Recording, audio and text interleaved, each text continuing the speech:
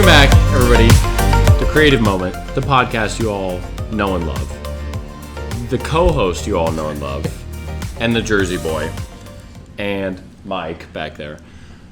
Dante Bullhauer, Jamie Bullhauer, two creatives in the industry. This is part 2, or kind of 3, our Genesis episode. I guess whatever, we had an intro. Yeah, so this is part 2 of our actual creative process kind of evaluation breakdown.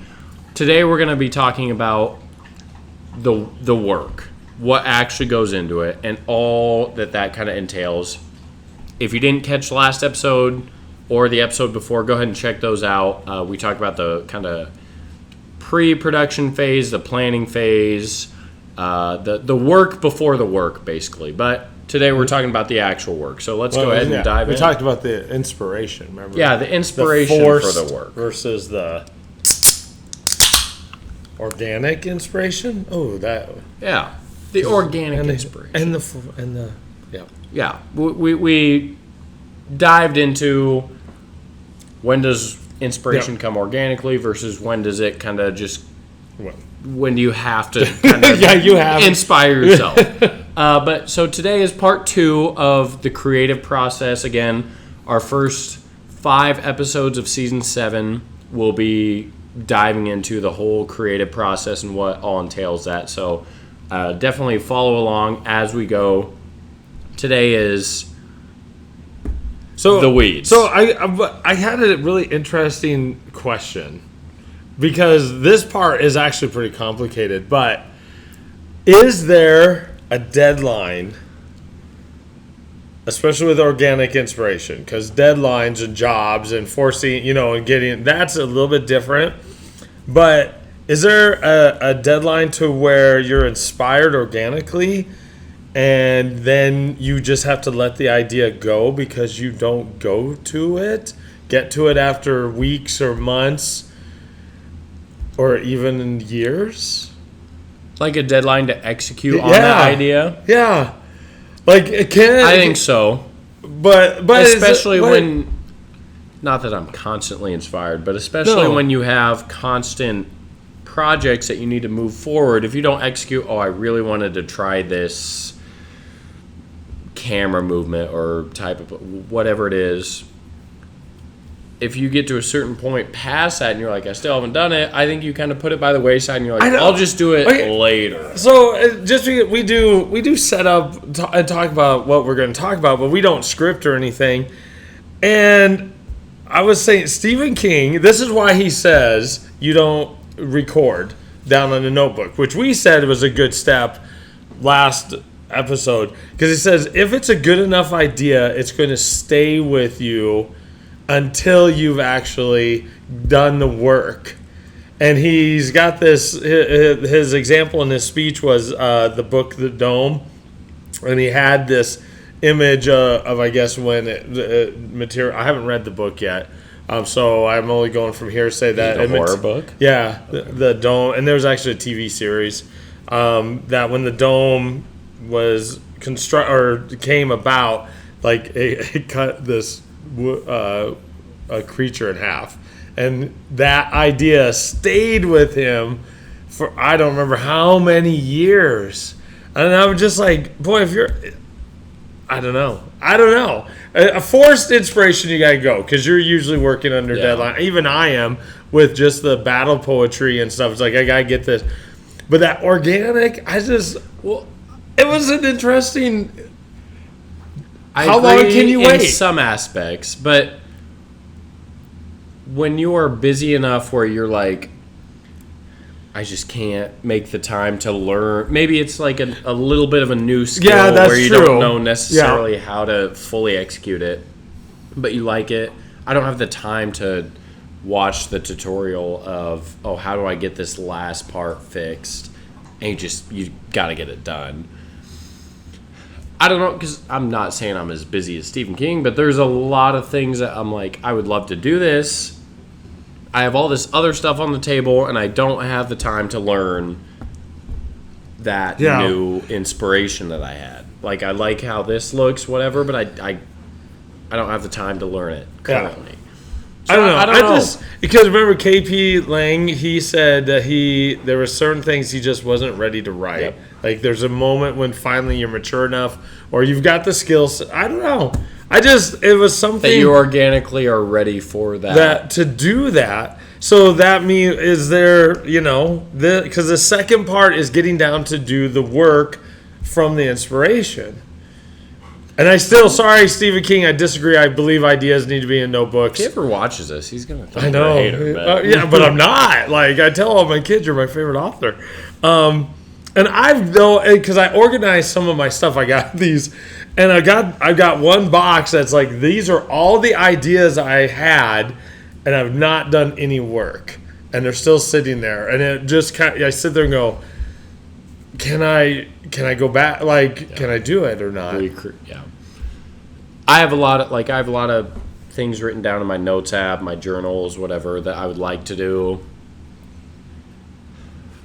And maybe it is just that's the next step. But one of the things you have to do is if it really matters, you'll do it. You got to get to but in your case, it's interesting. Because the problem with doing a lot of sports stuff is the turnaround time is so short that if I had a week to make this hype video or a week to make this recap if you had some more time on some stuff, then I would be able to execute on these ideas. And it's not that these ideas aren't important for me to want to explore. It's just I have time in the aggregate, but not time for this specific thing.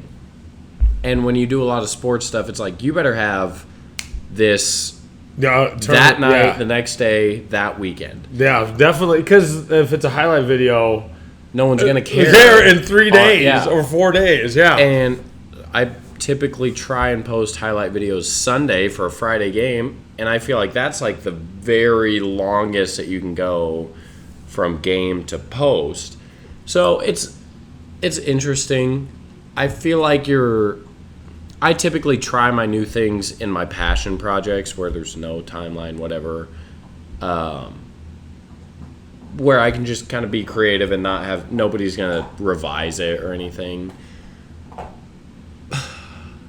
So there are some ideas that I can think of just off the top of my head that have gotten put by the wayside that I've never tried. Still, but you still, I still have them. Yeah, you still have them.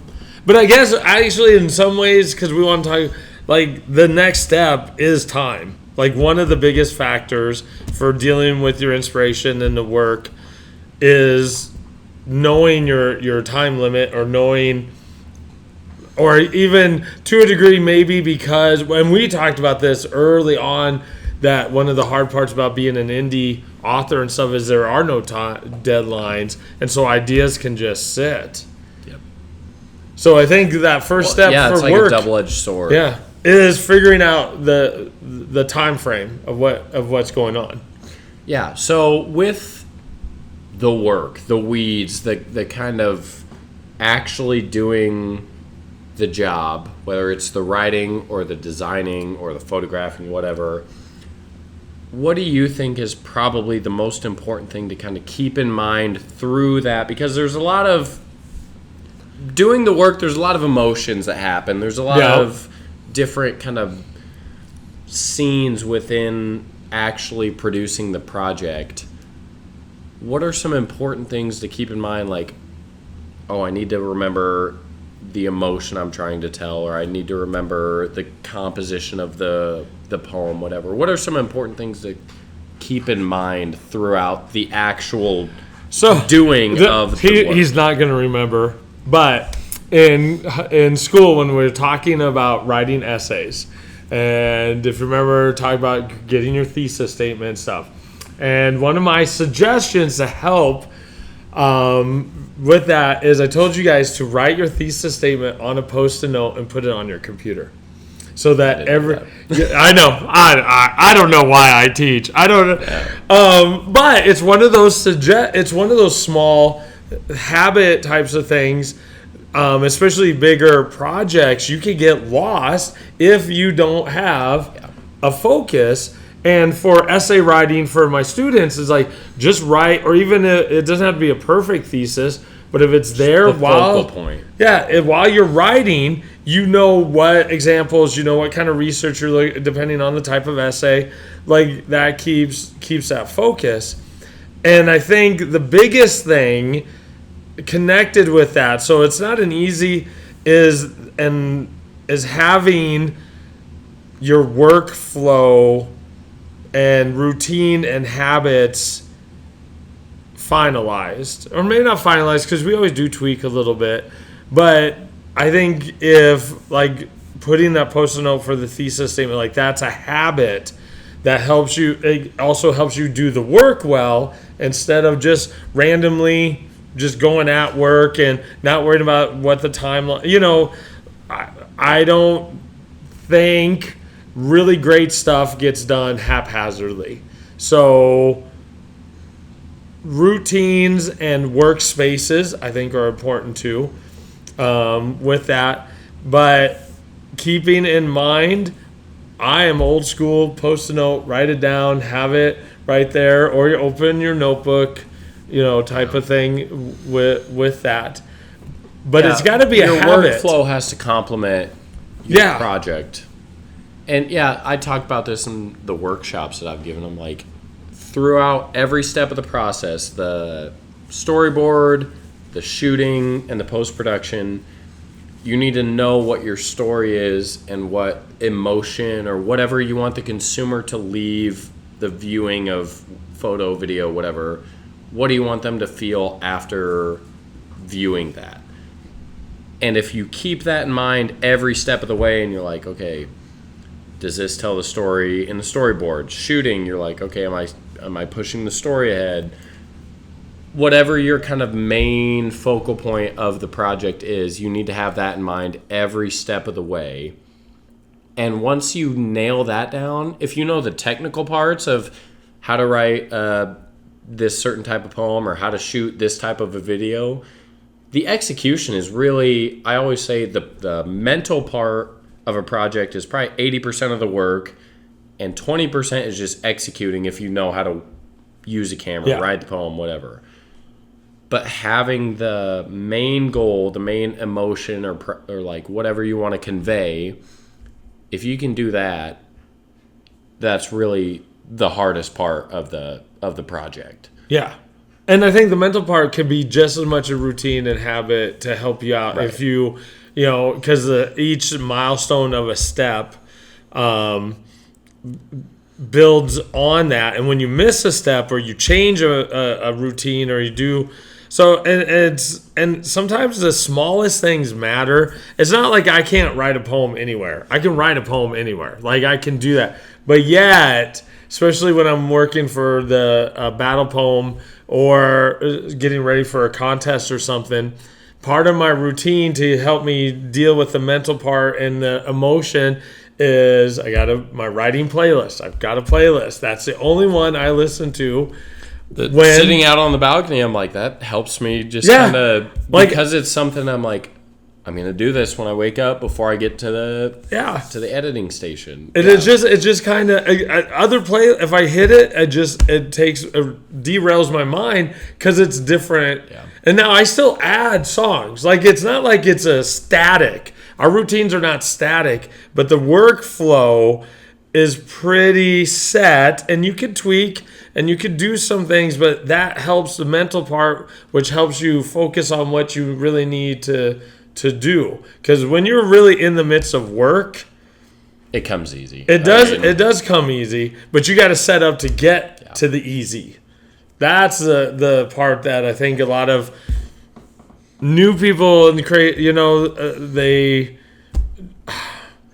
I battle my seniors all the time a little bit because they have the habit of they think they can write really good essays 24 hours before they're due.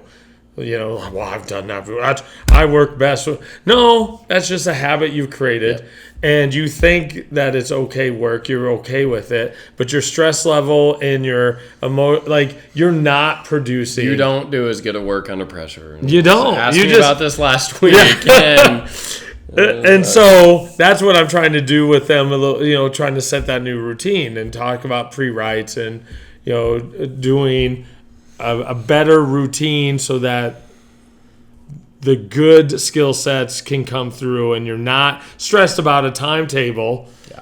And that's what you're more worried about. You're not worried about creating a really good intro. Yep. You're worried about, oh my gosh, I got to get this essay done and handed in. And so the workflow, flow. And that was something that I really kind of probably undervalued at the time, but subconsciously instilled, like when I started waking up early. I didn't really think of it as get into the routine of like the discipline of get up, shower, by 7 a.m. you need to be at the desk, and then 6 a.m. when I started waking up earlier. But that helped instill like, okay, well, I'm gonna get up here, I'm gonna have breakfast, shower here, and then I'll be at my desk here, and that just subconsciously preps you, I'm in work mode. Yeah. And you don't have to like, I have to work, I have to do this, whatever. You're just like, it's work mode from here to here. And it's hard to kind of instill that because early on it is a struggle, because you're like, this stuff is not really the work part. It's just getting ready for work. But if you set yourself up for, okay, you're going to get all the other stuff out of the way, and then when you sit down to work, boom, you have nothing else to think about but the project. It's a lot easier to get into the flow state that we've talked about and all that stuff and just be productive and get that work done. Whereas if you're just like, it's 1 p.m., whatever, I'm going to work till 5. That actually doesn't work that well. You don't get locked into one thing. It's, I'll work, and then you're like, I need to do laundry, like whatever. Yeah. And so just that prep stuff that you do before the actual work is honestly more important than the actual work, because if you have the technicalities down, the work is the work no matter what. I mean, it's just execution. But the stuff that you prep yourself for before that will really help take that work to another level, because then you're in that state of mind, and you can get yourself into a state of flow. Yeah, like you can.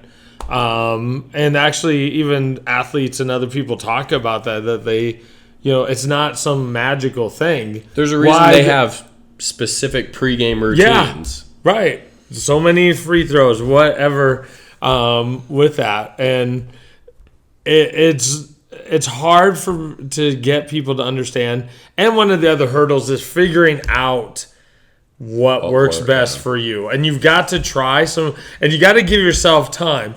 Doing any of your creative projects under really hard, fast deadlines, or waiting or procrastinating, that doesn't make you feel like this works, because you're more stressed about getting this stuff done. So you got to make sure you know what your time is, and kind of go, okay, and pay attention to what made you feel good. Like, that project ended up really good. I got that done a day early. How come? Well, I did this. I did. So my first couple of years with Strive, I've done NSAA state hype videos, 12-hour basically or less turnaround times for videos, 6-ish videos at a time, maybe 7, maybe less. The first couple of years, it was kind of like thrown into the fire. Yeah. It's just, And they had it was kind of the joke, hey, what are they up? We're going to stay up all night. What did you eat? You know? And so I didn't really have a game plan. I was just like, we're just going to stay up. And it was hard for me to edit for more than like 20 minutes at a time. Because 1, you're tired. 2, you're stressed. You're like, I got to get these done. I'm really tired, whatever. 3, you're sitting there like, I really don't have the energy to get these done. Like, it's not going to happen. Like, there's a whole lot of emotion going on in your head. Fast forward 5 years, I'm at the point now, I have a game plan 2 weeks, a month before that event actually happens. I have down to the second, clip here, clip here, clip here. And I've added different aspects of the state stuff, the media day style things, all that. Like, I've added more to my workload, but since I did all that prep work and did all it's media day, game, like all that stuff, I get there and I'm like, okay, yep, I'll shoot this, and then I'll edit the Class A video, and I'll shoot the Class B, and I'll edit Class... Like, it's so much easier to say, yep, I know what my day is going to look like. I know what my flow state will be for shooting versus editing versus whatever, and I can just execute. And now I'm done with those videos by 11:30 p.m. Yeah. Instead of 6 a.m. the next day. Yeah. And so that is just kind of an example of it. It really does help when I know what I'm going to do, where I'm going to insert these different parts of my project, and all I need to do, I don't need any mental work. I just need to execute. Yeah. And there it is. Well, and then so like when you're shooting a game, you're not worried the stress of that stuff, so you can get into the game and get a better shot because that's what you're focused on. I think maybe the biggest takeaway is do stuff that gets you focused on your work, because you will do your work better too. If you're focused in and you run with your inspiration, however long it is between, if it's forced or not, because that inspiration, like that's a spark. And if your routine isn't set up to flame and keep that going, it's a pain. Yeah. If you're just worried about the stress of the project, you will have to force inspiration every step of the way. Yeah. Versus if you just have that pre-work done, you have a higher chance of getting like, oh, this would be a really cool angle or what have you. And that, I mean, the pre-work is almost more important than the work. It is probably more important than the work. Yeah, and I look up, so some of my pre-work is not as intense, but especially for like the battle point or a contest coming up or a prompt word or even my blogs, with that is that I get the word, I kind of think about it, I look up, even though I know a lot of my poetic forms by heart, I don't know all 200 and some poetic forms, but I got a little cheat sheet, that I kind of check, and I kind of know. Which helps the pre-work expedite. Yeah. And it's like, okay, I think I need one with refrain. So I look at my refrain forms like, ooh, yeah, that kind of feels like the... And then I get my playlist. I brew some coffee, usually even if it's at 8 o'clock at night, 10 o'clock. And like I get into my, where I sit and write and stuff like that. I know you got your workroom now. You got, but what do we do with organic inspiration? And, because when we got a job. That's where I struggle. I struggle with the organic inspiration because a lot of times, and I've talked about this a lot, but you hit a certain quality of work where it's up to your standard and you can deliver it, but do you add that extra flair or do you save it for the next project? Like, there are a lot of times where I'm like, I have so much to do. This is up to my standard. Not saying that it's bad. It's good, and I can accept delivering this, but I'm like, just deliver it. I don't have time to pursue that organic inspiration. And that usually, the organic inspiration for me usually comes from projects that I'm not getting paid for. That I just want to, I'm like, you know what, it's just whatever I want it to be. Cool. But those are few and far between and getting fewer and farther between by each passing day. And so that's where it's weird because I feel like the pre-work for that stuff, if you have the technical skills, the knowledge of the poem, the knowledge of the camera, whatever, the pre-work almost is not essentially necessary because you just run with the inspiration. Yeah. And you just go with it, and the execution is just following that inspiration. So I feel like the pre-work there is almost not... I mean, you have to have the prerequisites of... the skill set and some stuff. But if you're inspired and you just follow it. But now as we're talking, for example, my poetry, a lot of my poetry is actually a little bit on the deadline because I share on social media or there's a contest or there's something.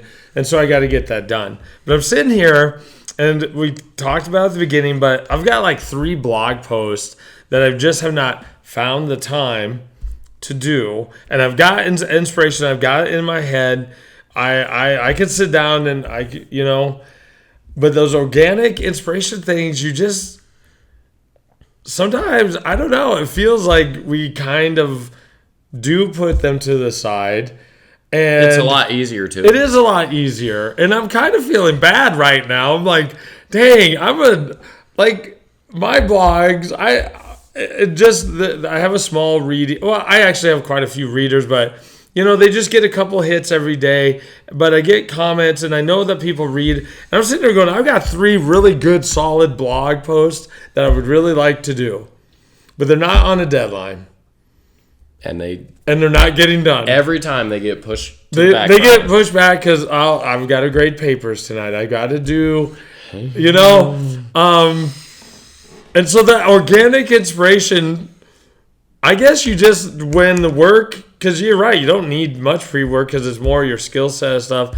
But honestly, maybe to really get that done, you have to decide what's important. Just stay up the extra hour and just do it. The extra hour, or at least get one of them, get with that. And yeah, I'm kind of feeling guilty right now. I'm feeling kind of bad that I don't know. I'm just like, I'm not leaving this podcast feeling too well about myself. We're just, some ideas I don't do any of them. Because, we're saying we're creatives and I'm not creating. Yeah, we're all we don't follow our inspiration that we just talked about. No. Oh. It's a balance with everything. We are in 2 different spots, but we both run into the same problems. Yeah, 2 different fields, but it's the same. But the creative process is the work. To get really good work, you need to do pre-work or your storyboard, or get yourself set up so that basically get focused, so that your inspiration can set yourself up for success. Yeah. Don't if your routine doesn't get you fired up or ready to work, then you need to change some parts of it, because the work really it's just the work. If you know how to do it, you'll do it. Setting yourself up to feel ready to execute is more important than the actual execution. I can execute whenever I need to, but if I set myself up, I will accomplish a lot more during the day than I will if I'm just like, I'll see, maybe noon, I'll start working. No. Shower, eat, work, boom. We're done by noon. Instead of, I'll piece together here, and then it's like 5 p.m. and I'm like, I got one of the 5 things I needed to do done. So our work episode is basically pre-work. But it is what it is. Yeah, it's true. That's what it is. But yeah, that was season 7, episode 3 of The Creative Moment. Hope you enjoyed. Again, we have 2 more parts to this kind of little mini series that we're doing here, and hope you guys will stick around. Again, if you haven't seen those first 2 episodes, the intro and then part 1 of the creative process, go ahead and check those out, where we go in depth on inspiration, forced, organic, all that, and then obviously the overview of everything. But otherwise, we'll see you guys in a couple weeks.